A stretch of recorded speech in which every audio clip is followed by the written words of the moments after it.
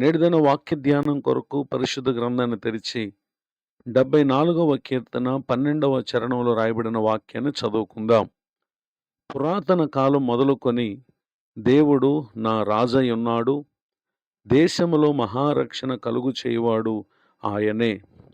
చదవబడిన ఈ వాక్య భాగంలోని దీవెన నా ప్రియులకు మీరందరూ పొందుదురుగాక. మన ప్రభు అయిన యేసుక్రీస్తు వారు ఆయన మహారక్షణ కలుగు చేసేటటువంటి దేవుడు.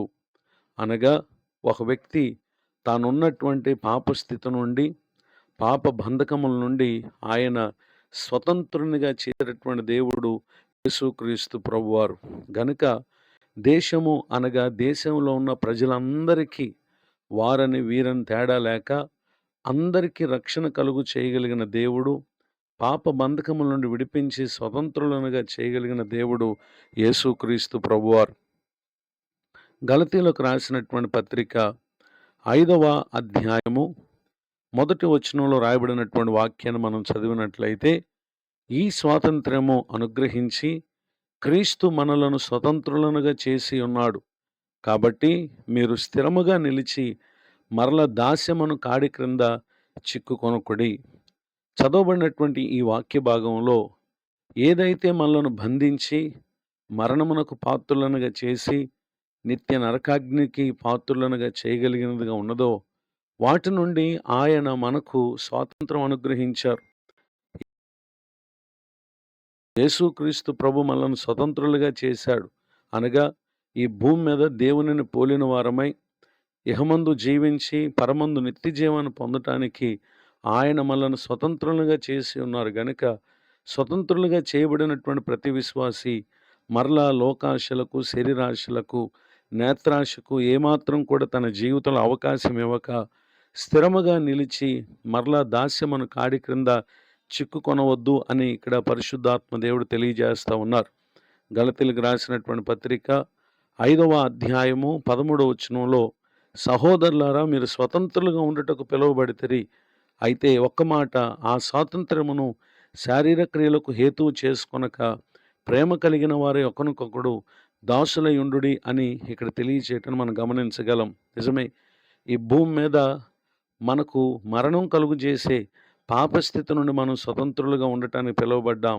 అయితే ఈ స్థితిలో మనం ఎవరిని మోసగించక, అన్యాయపు క్రియలు అక్రమాలు చేయక, మనం అందరి ఎడల అనగా దేవుడు మన ఎడల ఏ విధముగా ప్రేమను కనుపరిచారో ఆ ప్రేమతో మనము అనేకులను మన నిశ్చయముగా ప్రేమించేటటువంటి వారంగా ఉండాలి.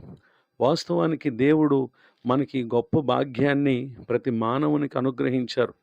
కానీ మనుషుడు ఒకరి ఎడల ఒకరు నిజమైనటువంటి ప్రేమను కలిగి ఉండకుండా ఉండటానికి కారణం ఏంటంటే, ప్రసంగి గ్రంథం 7వ అధ్యాయము 29వ వచనంలో రాయబడినటువంటి మాట, దేవుడు నరులను యథార్థవంతులనుగా పుట్టించను గాని వారు వివిధమైన తంత్రములను కల్పించుకొని ఉన్నారు. వాస్తవానికి దేవుడు అందరి ఎడల ఒకరికొకరు ప్రేమ కలిగిన వారై ఏ వ్యత్యాసాలు లేకుండా ప్రభు ప్రేమతో మనం ప్రేమించేటటువంటి వారినిగా ప్రభువారు మనల్ని పుట్టించారు. కానీ మనుషుడు పలు విషయాలను తాను తంత్రములుగా కల్పించుకొని కొందరిని మాత్రమే ప్రేమిస్తూ మరికొందరిని ద్వేషిస్తూ ఈ విధమైనటువంటి బంధకాల్లో ప్రజలు ఉండిపోయారు.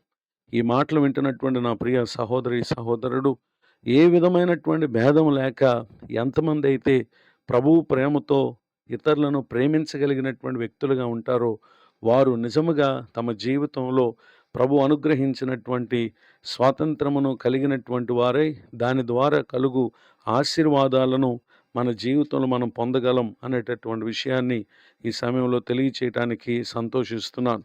గనుక నిశ్చయముగా మహారక్షణ కలుగు చేసే దేవుడు దేశంలోనూ ప్రపంచంలోనూ ఉన్నటువంటి ప్రతి ఒక్కరు కూడా ఇట్టి రక్షణ భాగ్యమును పొందినటువంటి వారే ఇహమందు ప్రభు కొరకు జీవించి పరమందు నిత్య జీవాన్ని పొందేటటువంటి వారుగా ఉండాలని కోరుతూ ఈ మాటలు ముగిస్తున్నాను. ప్రార్థన.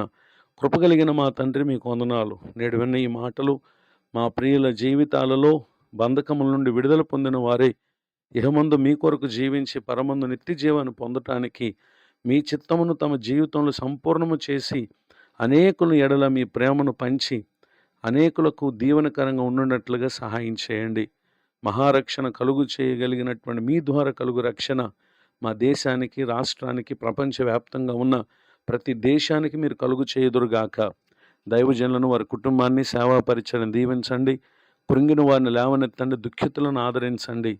నూతన సంవత్సర దయాకిరీటాన్ని పొందిన ప్రతి ఒక్కరిని ఆశీర్వదించండి. నేటి దిన దీవెనలు సమస్త విషయాల్లో మా ప్రియులకు అనుగ్రహించి మేలు కలుగు చేయమని యేసుక్రీస్తు నామములో ప్రార్థిస్తున్నాను తండ్రి. ఆమేన్. తండ్రి, కుమార, పరిశుద్ధాత్మ దేవుడు తోడు నడిపించు.